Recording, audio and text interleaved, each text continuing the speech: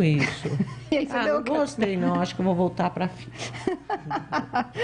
Bom, gente, nós estamos recebendo aqui nos estúdios da Rádio Bandeirantes de Campinas o Paulo Anselmo Nunes Felipe, ele é médico veterinário do Departamento de Proteção de Bens e Bem-Estar Animal da Secretaria do Verde, e o Rodrigo Antônio Araújo Pires, que ele é gestor ambiental e coordenador do DPBA, é isso que fala? Desse jeito, meninos? DPBA, desse jeito que fala, né? Bem-vindos ao programa, obrigada por vocês terem aceitado o nosso convite.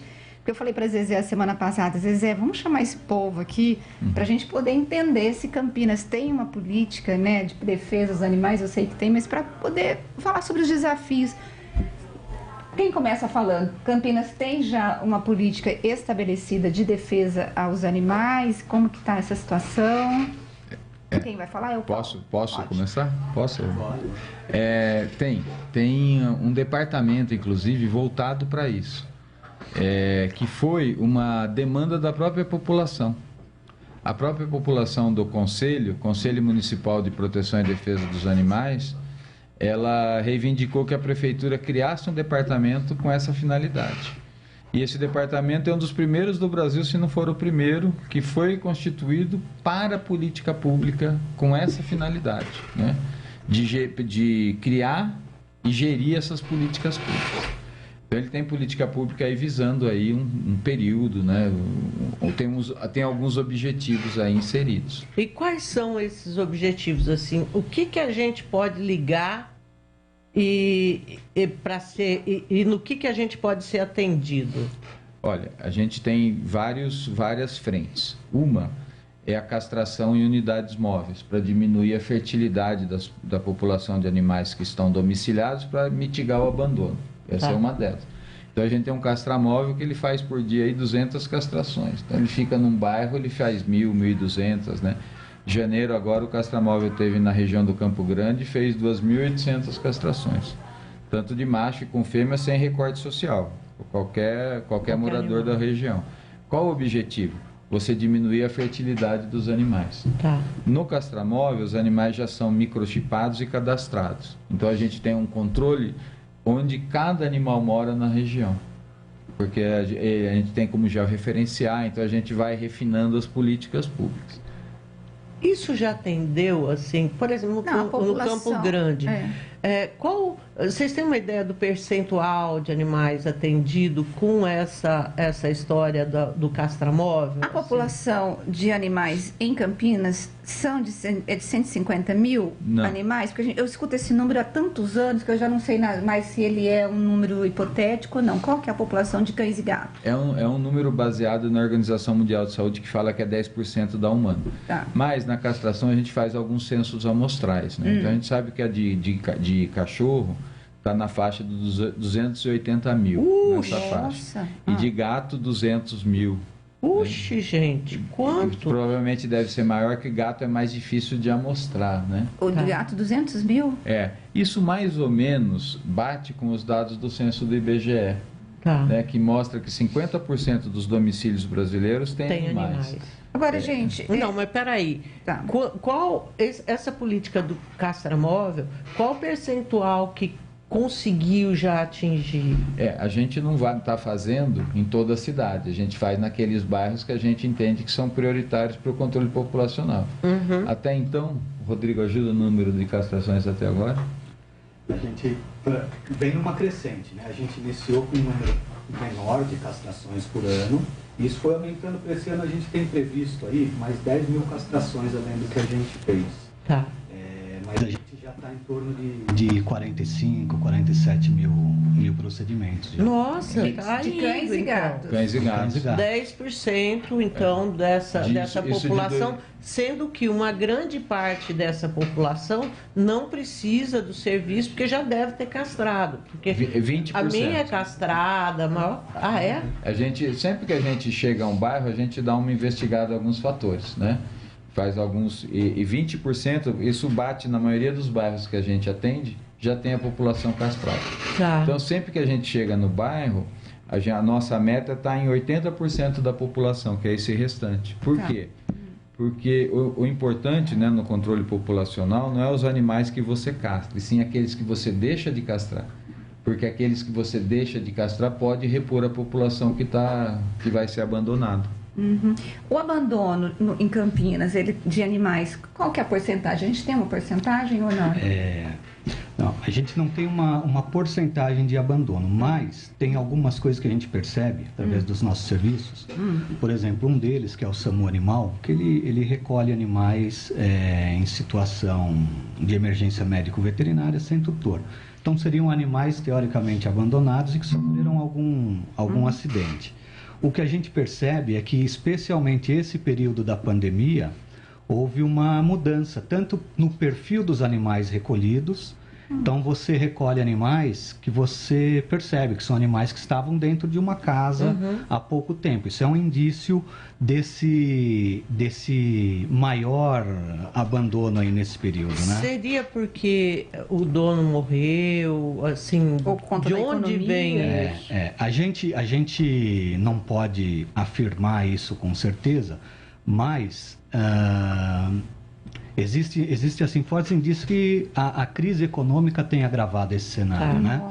Porque a gente tem recolhido animais que às vezes vêm já com tricotomia ou com alguns indícios ali de que ele até foi para uma clínica veterinária. Provavelmente o tratamento deve ter ficado caro e esse animal foi abandonado, né? Então... eu acredito que a crise econômica deve ter agravado, sim, essa situação. Tá, ok. Aí você falou de mudança de perfil, então são animais que estavam dentro de casa, tem mais alguma coisa que de perfil? Tem. Até bairros onde a gente tinha um menor número de chamados e de atendimentos, né? Bairros assim de uma condição social um pouco melhor, a gente notou que aumentaram os chamados. Por exemplo, que mais são esses? Cambuí? Olha, aqui na Cambuí a gente tem na cidade toda, né? Atende na cidade toda. Inclusive, às vezes em bairros realmente de um poder aquisitivo maior. Mas se pegar a região mais central da cidade, é uma região que a gente percebeu um aumento. Um aumento. E nos bairros que a gente já tem monitorado de periferia, que são esses bairros onde a gente inclusive leva os serviços como o do castramóvel, também a gente percebe que os animais que são recolhidos muitas vezes são animais que tinham dono. Aumentou a quantidade de animais recolhidos de raça, por exemplo. Né? Esse é um indicativo, é alguém que comprou o animal ou que, enfim, teve um momento ali. Acesso a um animal desse. Exato. E vocês recolhem quantos animais assim por mês, mais ou menos? Olha, a gente, através do SAMU Animal, que seria o serviço de ambulância para os isso é no caso de emergência, né? A gente tem mais ou menos uns 600 atendimentos por ano. 600, 700 atendimentos por ano. O número de chamados é maior. Só que, obviamente, assim como o serviço do SAMU humano, é feita uma triagem, né? Para ver se... Às vezes o animal está precisando de um serviço médico veterinário, mas não é um serviço do SAMU. Né? Assim como no caso dos humanos. Então, o número de chamados e de triagens é muito maior que isso. 3 vezes mais? Por aí. Aí, depois dessa triagem, os que têm critério para recolhimento dá entre 600 e 700 animais ano. Tá. Uma vez recolhido o animal, ele está indo para o centro de zoonoses ou essas organizações não governamentais levam? O que vocês têm feito? Eu me lembro de uma época, que foi uma época, acho que na época do Dr. Hélio, que esse assunto assim dominou, inclusive a imprensa, porque não se achava lugar aqui em Campinas para deixar um cachorro encontrado ou um cachorro, um outro animal machucado. Era uma confusão danada. Eu quero acrescentar a essa pergunta da Zezé para os outros tipos de animais. Quando a gente tem capivara, a gente tem os animais que os ouvintes às vezes ligam aqui, que entrou algum bicho lá e eles não têm para onde ir, porque ligam para os zoonoses pede para ligar para a polícia florestal, e fica aquele jogo de empurra.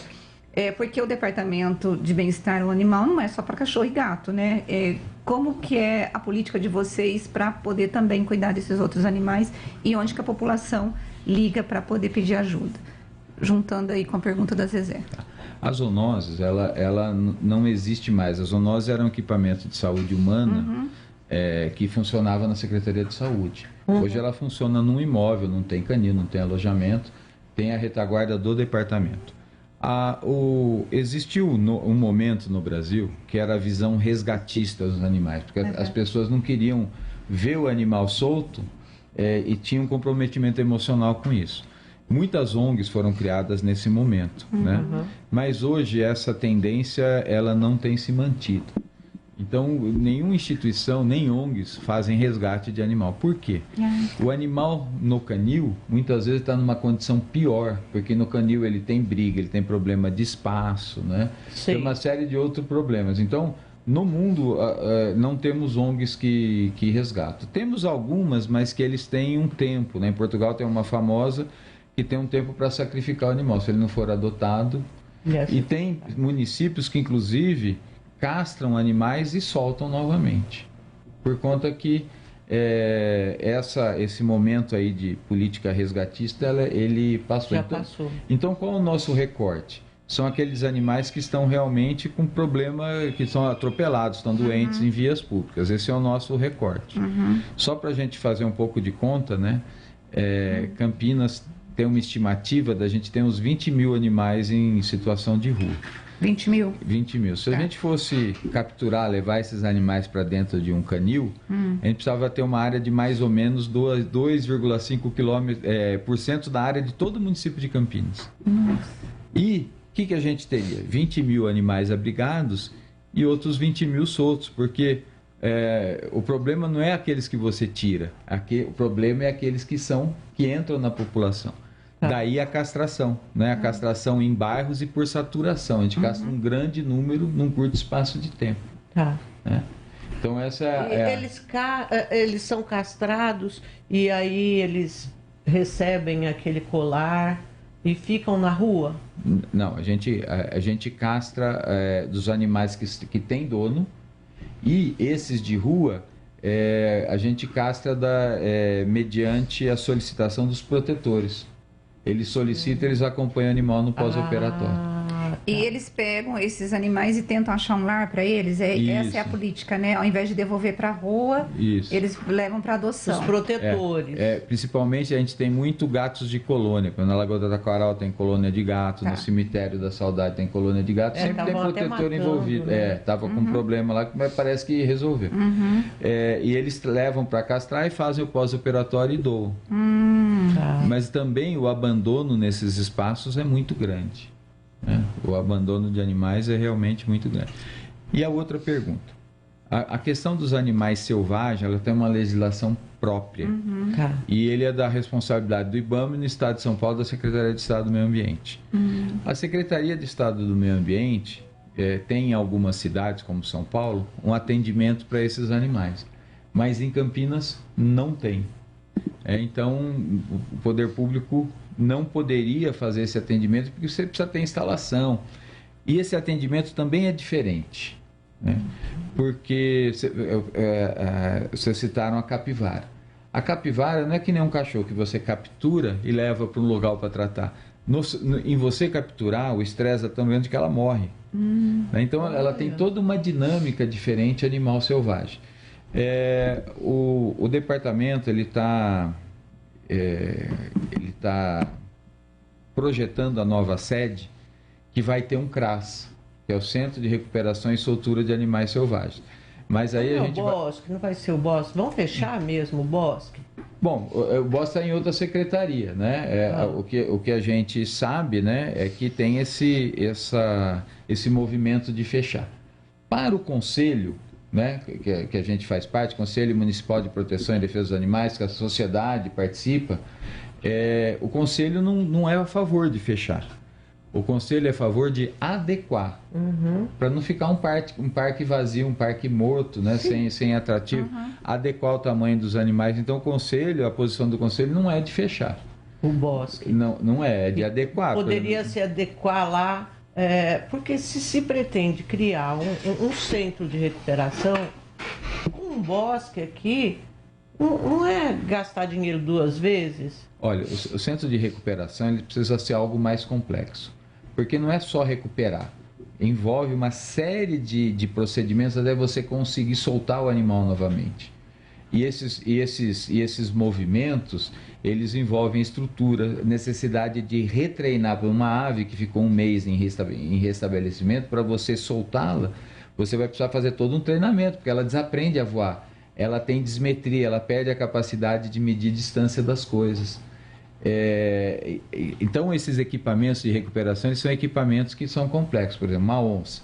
Se eu for soltar uma onça, às vezes você tem que estudar por 6 meses a área. Você tem que soltá-la com rádio colar. É uma coisa mais complexa do que pegar aqui e soltar lá. Entendi. Porque você pode comprometer todos os animais que estão em vida livre.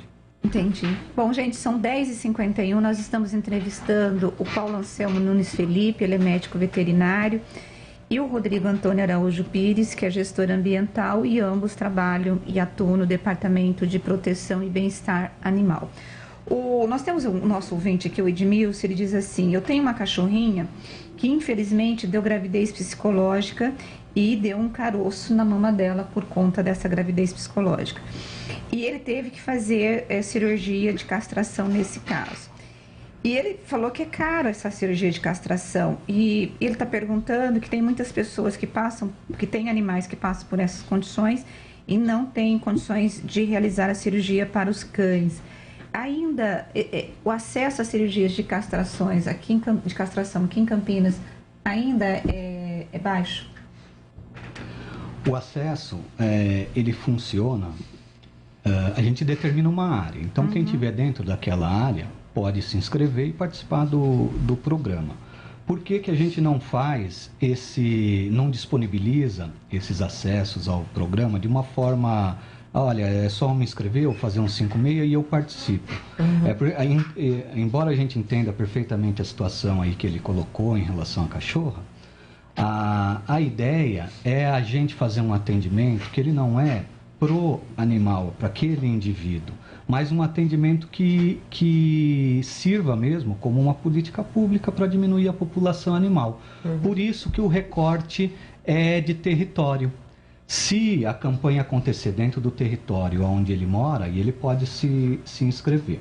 A gente tem trabalhado bastante agora, e isso deve sair em breve, para disponibilizar esse acesso de uma forma mais fácil através de um telefone celular. Como foi feito para vacinação, por exemplo, a gente disponibilizar os nossos serviços. Então, a microchipagem, a castração, denúncias de maus tratos, através de um telefone celular. Isso deve facilitar o acesso, mas de qualquer forma a gente vai continuar atendendo com o recorte do território, que é para fazer sentido essa política de castração por saturação, né? E como que a pessoa sabe se o serviço está na área que ela mora? Sim, hoje a gente tem um site que é o Portal Animal de Campinas, né?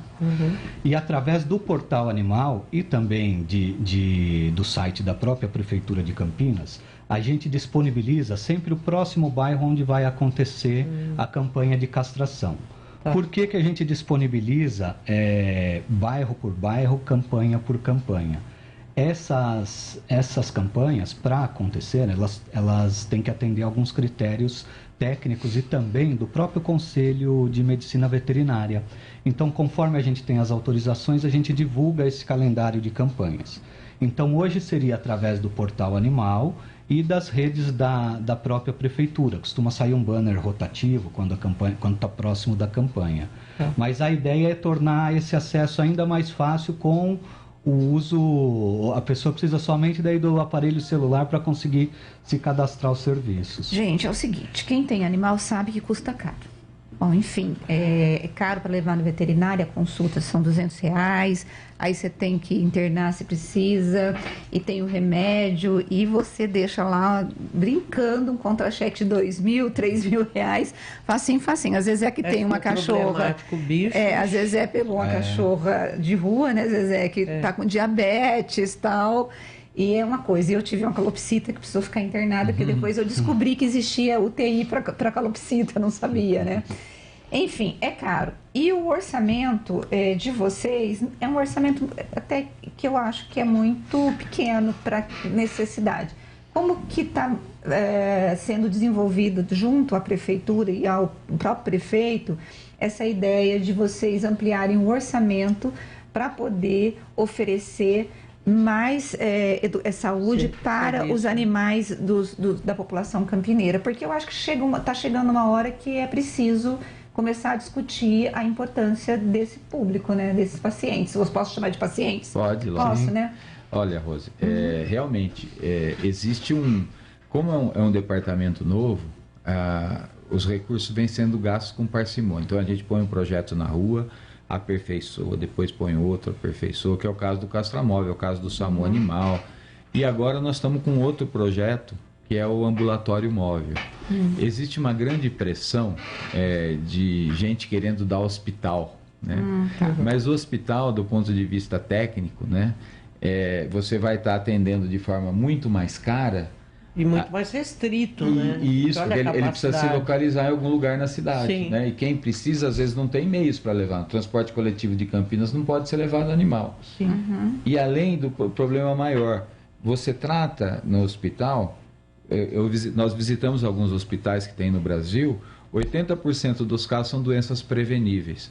Então, do ponto de vista técnico, não é uma coisa adequada. O que Campinas vai estar lançando, eu acredito que agora, ainda no primeiro semestre, é a clínica móvel. Assim como a gente faz o Castramóvel, a gente trabalha nos bairros e a nossa expectativa é de fazer 24 mil consultas ano. Isso é legal. E aí já dá a pré-medicação, mas qual que é a vantagem? Porque isso é um recurso importante de medicina veterinária preventiva. Porque esse equipamento ele vai vacinar, ele vai fazer uma série de intervenções na população, ensinar a controlar a pulga, tem um material todo didático, né, que está sendo terminado para distribuir, vai microchipar os animais. Então ele vai ter uma série de ações. E eu quero, com isso, evitar que o animal fique doente, para não precisar hospitalizá-lo lá na frente. Tá, preventivo mesmo. Isso, então é um desenho. Então a gente vai começar esse projeto e aí começar a aprender com ele. Vocês têm ideia de custo dessa clínica móvel? Temos, ela vai custar aí, pelos orçamentos que nós estamos pegando inicialmente, 1.500.000, 1.400.000 por ano. Por ano. Isso é muito ou pouco, assim? Olha, como que é a avaliação? Pela importância do serviço, eu acho que é pouco. É pouco. Pela importância, porque você vai ter acesso a todas essas regiões carentes, né? Você vai ensinar. De repente, um descuido que a pessoa tem vai levar o animal a ter sinomose. Porque uma doença, se eu for tratar lá na frente, é cara. Vocês acabam tendo parcerias com veterinários, com clínicas, para fazer campanhas, para ajudar o poder público ou não? Como que é isso? Ou eles que acabam procurando mais vocês? É ao contrário. Não, a gente hoje tem no departamento toda uma estrutura, né? Então, os animais que vêm do SAMU, a gente tem como fazer raio-x, ultrassom, tem laboratório clínico, tem centro cirúrgico, tem toda uma estrutura para atender esses animais. E a gente tem... Inclusive de grande porte? Inclusive de grande porte. A gente tem uma estrutura para atendimento, um caminhão com uma rampa específica que puxa o animal para dentro. Que legal. Porque a gente sempre ouve falar de cavalo, maus tratos, né? Então a gente tem essa estrutura. E a gente tem parceria, uma parceria ainda informal, que nós estamos formalizando, tem parceria formal com a Unicamp, por exemplo. E tem informal com outras universidades aqui particulares. Que alguns casos mais delicados, né, que a gente não tem como dar suporte, que eles fazem esse atendimento. Algumas parcerias nós estamos tornando formais agora, justamente para ter retaguarda para tudo que seja possível. Com essas faculdades que tem clínica, cursos de veterinária. Ai, que legal. E a gente tem parceria, por exemplo, vai ter um evento, né? Então os alunos vêm, ajudam a microchipar. Para os alunos é importante, né? Para ter esse contato. A experiência. E para a gente, teve evento da gente microchipar mais de 2.000 animais num dia. Nossa, que legal. Gente, olha, eu quero agradecer, né, a presença do Paulo, do Rodrigo aqui. Eu adorei, porque eu não tinha ideia que vocês estavam fazendo tantas coisas assim. Nem eu. Eu não tinha ideia mesmo. Eu achava que lá tinha um departamento, que vocês estavam atendendo os presidentes de ONGs, as reclamações, né? Mas olha, obrigada, parabéns aí pelo trabalho de vocês. Eu espero que vocês consigam ampliar, porque, gente, dá dó quando você vê um cachorro abandonado, né? Ou um gatinho, ou qualquer tipo de animal, né, Zezé? É isso. Muito obrigada. Obrigada, gente. Nós Obrigada agradecemos mesmo. o espaço. Eu já disse que eu adoro gente que trata de bicho. Gente, muito obrigado.